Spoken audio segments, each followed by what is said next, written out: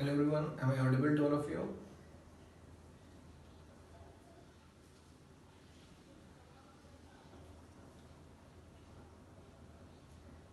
Hello, if I'm audible, then please share a comment in the comment box so that I can continue.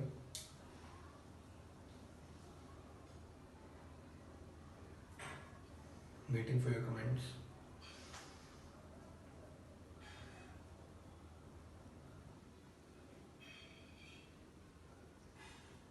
Okay, thank you.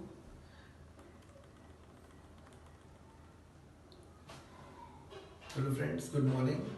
This is Nishant Jaiswal and I am PGT Physical Education in City International School. And here I am with a new topic, yoga and lifestyle. And the topic which I will cover today is types of asanas and pranayams. Okay, so let me tell you that yesterday I covered the topic elements of yoga, and due to some network problem, the topic was not clear to you all. So I will give a brief explanation of the topic once again. Before I go to move to elements of yoga, I would like to tell you what is yoga. So, yoga is derived from Sanskrit word yuj. You must be knowing about that. I have explained you. That is that means union. So, according to Swami Digambar ji, yoga is defined as union of Atma and Paramatma.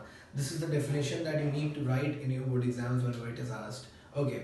Practically, what does it mean? Yoga is a life science which deals with the health and body of a person, including the harmony of mind. The main purpose of yoga is to provide healthy body with tension-free and sound mind.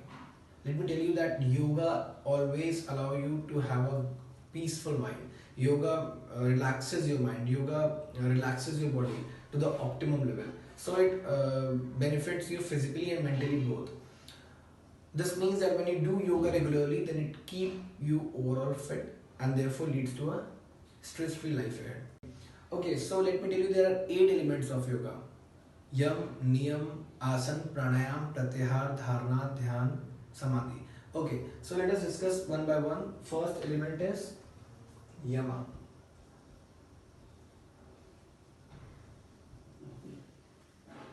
Okay, so what is Yama?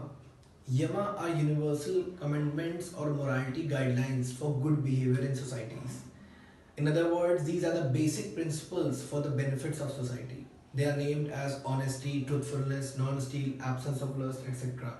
That means that you, before moving on to the first step of yoga, you should first have a good moral conduct. You should first have good qualities. You should develop good qualities, good behavior inside your mind, then amongst your personality, so that then you can attain the second element of yoga. The second element of yoga is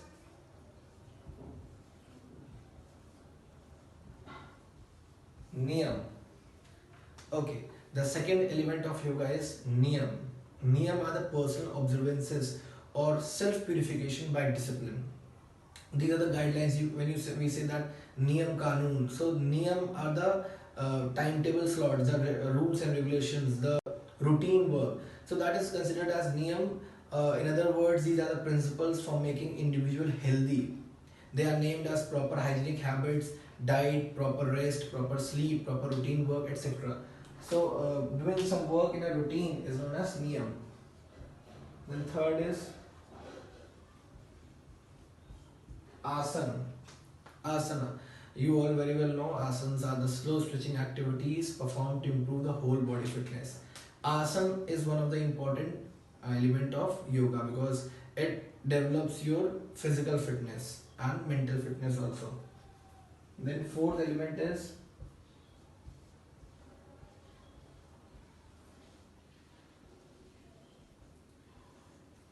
is your pranayam.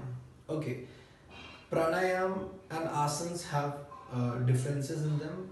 Asana is the stretching activity which you do for uh, attaining flexibility and strength in your body, whereas pranayam is a systematic and rhythmic control of breathing performed to improve the internal functioning of the whole body.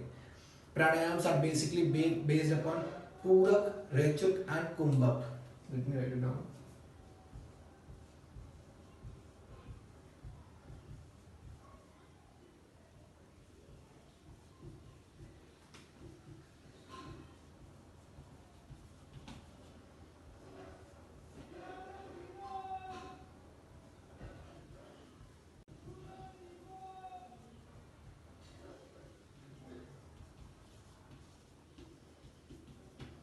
Okay, so Purak, Rechuk, and Kumbhak.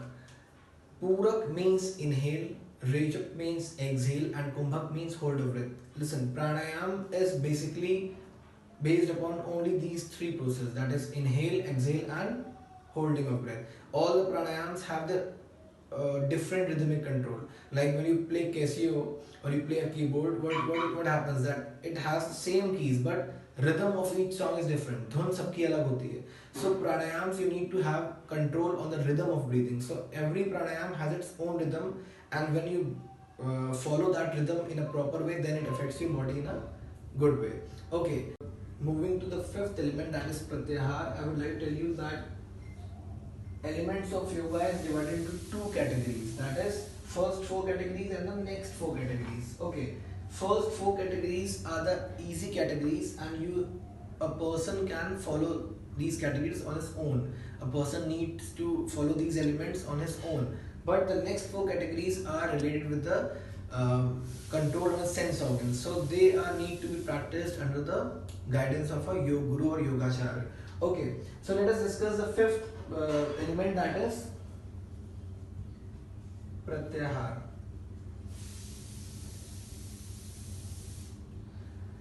Pratyahar is the fifth element, and it is performed to improve intellectual capability by withdrawal of senses. It develops the inner mental strength by controlling sense organs, or we can also say that pratyahar is the first step to move towards concentration, to attain control over senses. This is the first step of moving towards that element. So pratyahar is the basic step or the first step moving towards concentration. Then the sixth is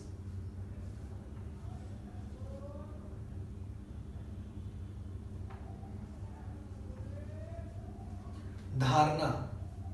Okay, you can also say that dharana is the second step after pratyahar, but it means the attention on a single object. Fixing attention on a single object means that you are developing high concentration power. That is, high concentration is generated in your body, in your mind. These should be performed under the guidance of Yoga Guru, because Dhyan, Dhyana, Samadhi, and all the four elements which are next to pranayam are tough. Then we come to the seventh, that is Dhyan.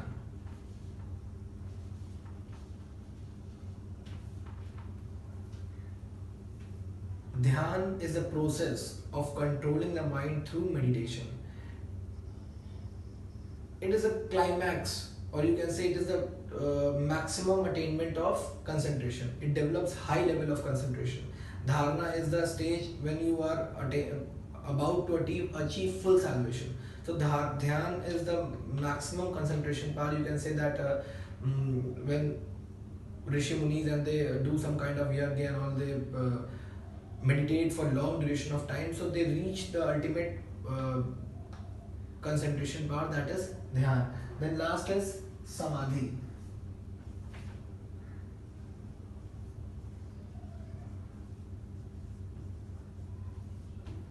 Samadhi is the last element of yoga, the final element. It is a state of super consciousness where dhyan reaches its climax. It is also the state of union of God. You must have heard in your history books that Lord Buddha attained full salvation. He was enlightened. So this stage comes after a lot of births. It is not easy to attain samadhi very easily. So samadhi is the stage when you are fully enlightened and you get supernatural powers and you are united with God. You have nothing to do with this body which you have. Okay.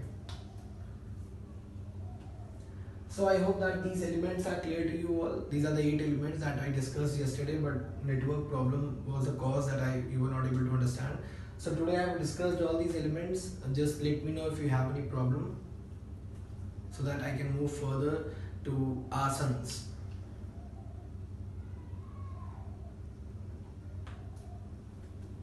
Waiting for your comments.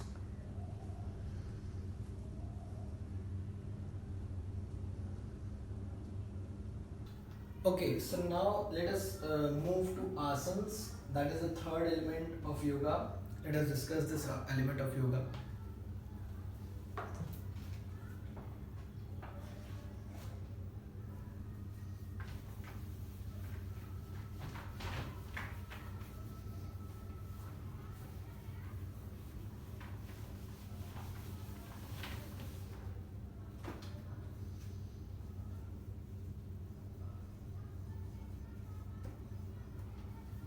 Okay, asanas, let me tell you what is asana. It is the third step after yam and niyam as we have discussed in the elements, and are the slow stretching activity in which holding a body posture brings stability of mind and relaxes our mind. What do we do in asana? We hold our body to that posture which is good for our body, which helps in attaining flexibility and relaxes our mind. Okay, asanas is divided into three categories. Okay, let me tell you.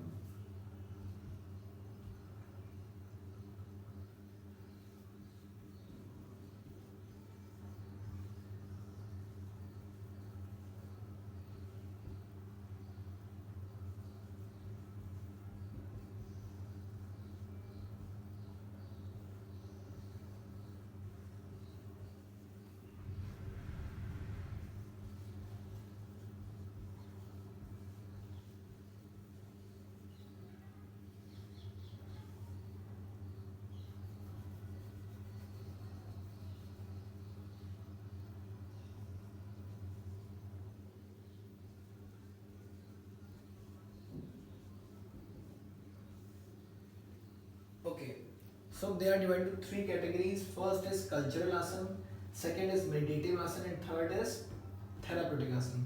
Okay, so let me tell you what is cultural asana. Cultural asanas are done for general body fitness.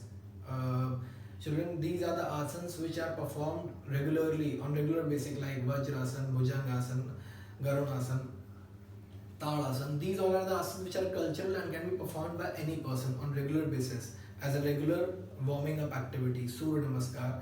Then we come to the second, that is therapeutic meditative asana. Meditative are the relaxative asana also. They are done for relaxing our body or done for doing any meditative pranayam like for improving concentration. For these are done for improving mental activities like Vajrasana, Sukhasana, Padmasana. They are the postures of asanas in which you do meditation kriyas. Then third is therapeutic asana. Therapeutic asanas are basically meant for curing various health problems like therapy. They are given to a person as a therapy, as power yoga. You must have heard about Bhujangasana. Let us discuss that. Let me give you an example of Bhujangasana, that a person suffering from kyphosis. Kyphosis is a forward bending deformity in which your body is bent forward, or you can say it is a lumbar spine curvature where your spine is curved forward, bent forward. So what happens when you do Bhujangasana? You bend your body and you stretch your body to back stretching, that is backward stretching. So that acts as a therapy to kyphosis. So it becomes a therapeutic asana. A asana which acts as a therapy to any kind of deformity or disability becomes a therapeutic asana. They are to be done under the guidance of a physical trainer, a yogacharya. Okay, these asanas are performed in three positions. All these asanas, these three asanas, are performed in three positions. Let me tell you.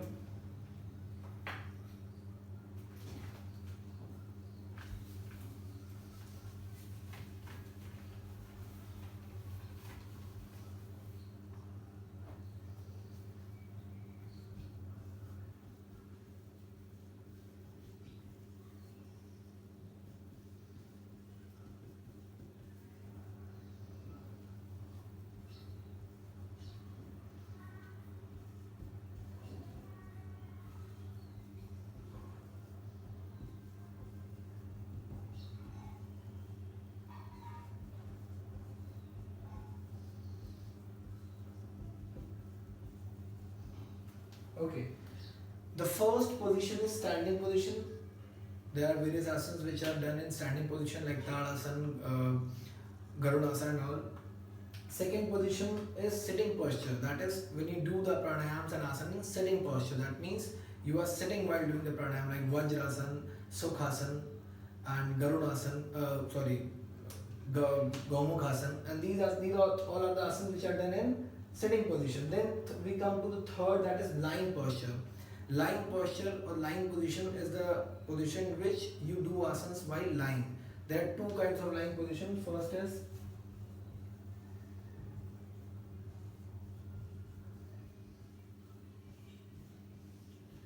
proline and supine line. Proline means when you are lying in your chest is towards the ground, your head is facing the ground, your forehead is facing the ground, and supine line is when you are facing towards the sky. Okay, so that means in this the yoga asanas are performed when you are lying, like Bhujangasana, Shavasana, uh, Paschimottanasana, Pavanmuktasana. These are all the asanas which are done in lying position. So these are the three categories of asanas and their postures in which they are to be done. So these are the asanas and their various postures. These are the three categories of asana, and these are the various postures in which we can do the various asanas. Let me tell you that effects of asanas are internally felt and are not observable. They cannot be observed. Like if you do exercise, you come back after doing the exercise, your blood pressure rises and your body shows that you have done some kind of workout. But when you perform asana, these effects are permanent and can be observed in long term duration. One more important thing is that asana should be performed in duration of 30 seconds to 2 minutes only, not more than that. Each asana should be performed with a duration of 30 seconds to 2 minutes. Okay, so I hope that you have understood this topic, and I have taught you asanas also. So tomorrow I will be back with a new topic, that will be the fourth element, pranayam, and the rest of the elements I will explain you later on. So if you have any problem till here, just let me know.